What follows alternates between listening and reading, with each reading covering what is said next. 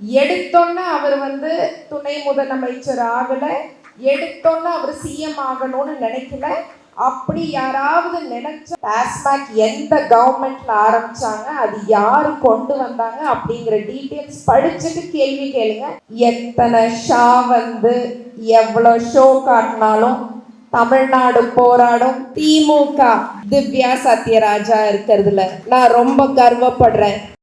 அப்பா தான் எனக்கு உயிர். அதனால அந்த அடையாளம் எனக்கு பிடிச்சது.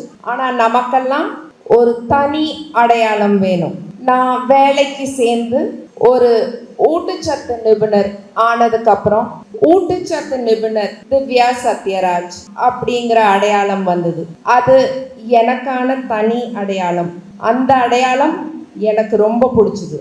இப்போ ஒரு புது அடையாளம் வந்திருக்கு, டிஎம்கே திவ்யா சத்யராஜ். திமுக திவ்யா சத்யராஜா இருக்கிறதுல நான் ரொம்ப கர்வப்படுறேன், ரொம்ப பெருமைப்படுறேன். பெண்கள் கேள்வி கேட்க கூடாது, பெண்கள் சாதிக்க கூடாது அப்படின்னு நினைச்ச மத யானைகளை வீழ்த்திய மாபெரும் தலைவர் முத்தமிழறிஞர் டாக்டர் கலைஞர் ஐயா. திவ்யா நல்லா படிக்கிறாங்களா?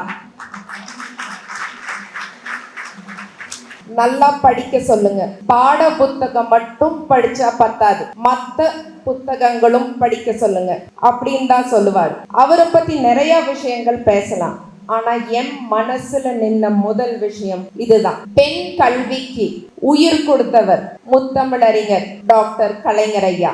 காதல் சாகலாம், கணவர் ஓடலாம், ஆனா கல்வி மட்டும் நம்ம சாகர வரைக்கும் சோறு போடுங்க.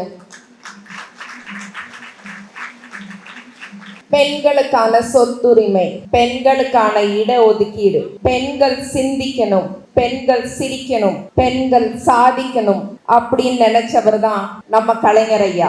திமுகவை அழிக்கணும்னு சில பேர் பேசிட்டு இருக்காங்கல்ல, திமுகவை அழிக்கிறது பெண்களுடைய சுயமரியாதையை அழிக்கிறதுக்கு சமம்.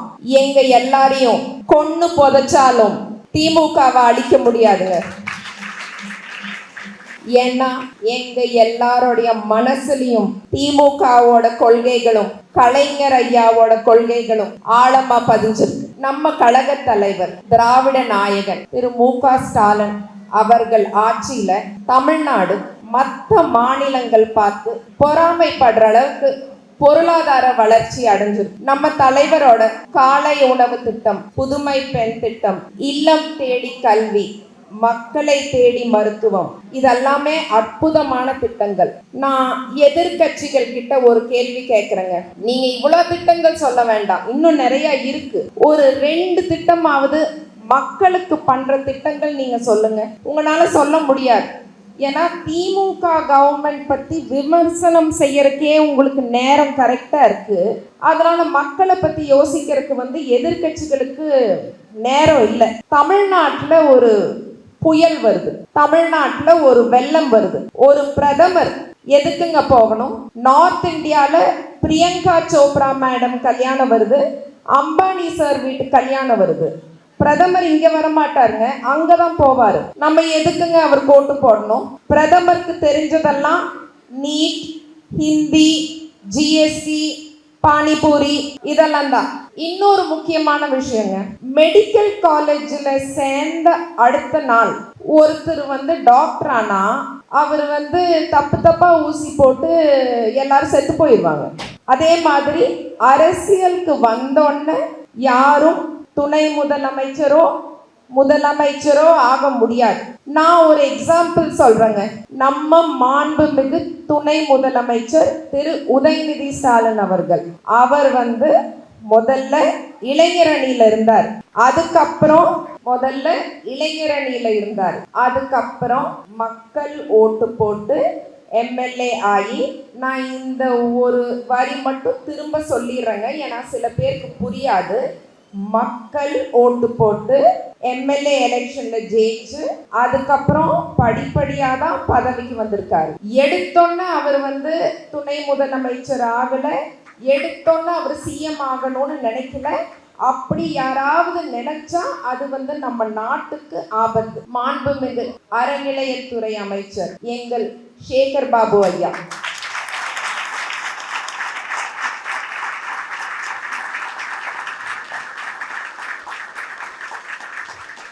எங்க சேகர் பாபு ஐயா கடந்து வந்த அந்த பாதை ரொம்ப கடினமான பாதை. ஆனா அவரு காலையில எந்த அளவுக்கு எனர்ஜியோட இருக்கிறாரோ நாள் முழுவதும் அதே எனர்ஜியோட தான் இருப்பார். இப்படி ஒரு அற்புதமான மனிதரை சந்திக்கிறதுக்கு ஒரு வாய்ப்பு கொடுத்த எங்க அப்பாவுக்கு என்னுடைய நன்றி. சேகர் பாபு ஐயா திமுகவின் மிகப்பெரிய பலம். மாண்புமிகு அமைச்சர் திருமதி கயல்விழி செல்வராஜ் அவர்கள் நம் மண்ணின் களப்போராளி. அவங்க மாதிரி துணிச்சலும் வீரமும் உள்ள பெண்கள் தான் நம் நாட்டின் சக்தி. மரியாதைக்குரிய டாக்டர் கனிமொழி மேடம் அவர்கள், அவர் மாதிரி அறம், திறன், கண்ணியம் உள்ள டாக்டர்ஸ் நம்ம நாட்டில் இருந்தா நம்ம நாடே ஆரோக்கியமா இருக்கும்.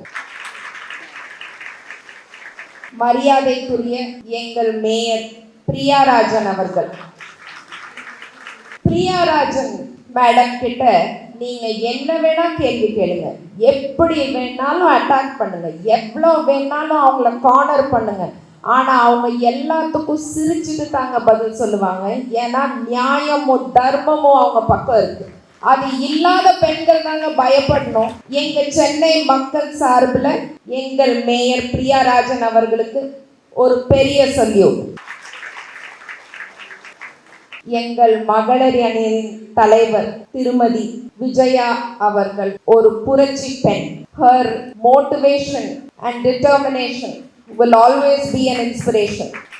என் குரு, என் ஆசிரியர் முனைவர் பர்வீன் சுல்தானா அவர்கள், அவங்களோட பேச்ச எல்லாரும் கண்டிப்பா கேட்கணும். பெண்கள் கண்டிப்பா கேட்கணும். அவங்களோட பேச்ச கேட்டா நம்ம எல்லாரும் வாழ்க்கையில ஜெயிச்சிடலாங்க.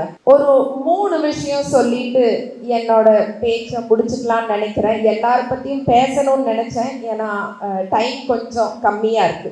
என்னோட இன்ஸ்டாகிராம் கமெண்ட்ஸ் நான் எப்போதும் படிப்பேங்க. ஏன்னா நான் எல்லாரையும் மதிக்கணும்னு நினைக்கிறேன். கமெண்ட்ஸ் எல்லாத்துக்கும் நான் ரிப்ளை பண்ணுவேன். நம்ம திமுக கவர்மெண்ட் பத்தி ஒரு 3 கேள்வி வந்துட்டே இருக்கும்.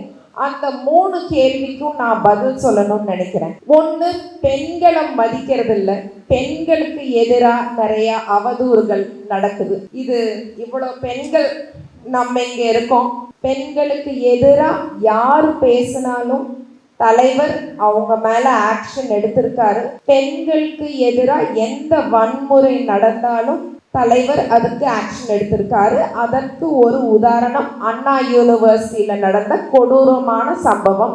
அந்த நபர் இப்போ ஜெயில இருக்காரு. ஸோ இது ஒரு லாஜிக் இல்லாத ஒரு கேள்வி. இன்னொரு கேள்வி வாரிசு அரசியல். அதாவது ஒரு டாக்டரோட குழந்தை டாக்டர் ஆகணும்னு நினைக்கிறது தப்பு இல்லைங்க. ஒரு டாக்டரோட குழந்தை படிக்காம டாக்டர் ஆகணும்னு நினைச்சாதாங்க அது தப்பு. எங்க கட்சி திமுகல யாரும் மக்கள் பணி செய்யாம முன்னுக்கு வரல, எல்லாருமே மக்கள் பணி செஞ்சுதான் முன்னுக்கு வந்திருக்கு. ஸோ இது ஒரு லாஜிக் இல்லாத ஒரு கேள்வின்னு நான் நினைக்கிறேன். 3வது, டாஸ்மாக் பற்றி அடிக்கடி கேள்விகள் வருது. தயவு செஞ்சு எல்லாரும் டாஸ்மாக் பற்றி கொஞ்சம் டீட்டெயில் படிங்க. டாஸ்மாக் எந்த கவர்மெண்ட்ல ஆரம்பிச்சாங்க, அது யாரு கொண்டு வந்தாங்க அப்படிங்கிற டீட்டெயில்ஸ் படிச்சுட்டு கேள்வி கேளுங்க, நான் பதில் சொல்றேன். இந்த விழாவின் சூப்பர் ஸ்டார் சரிதா மேடம், அவங்களை சந்திச்சதுல எனக்கு ரொம்ப ரொம்ப மகிழ்ச்சி. எத்தனை ஷா எவ்வளோ ஷோ காட்டினாலும் தமிழ்நாடு போராடும், தமிழ்நாடு வெல்லும். நன்றி, வணக்கம்.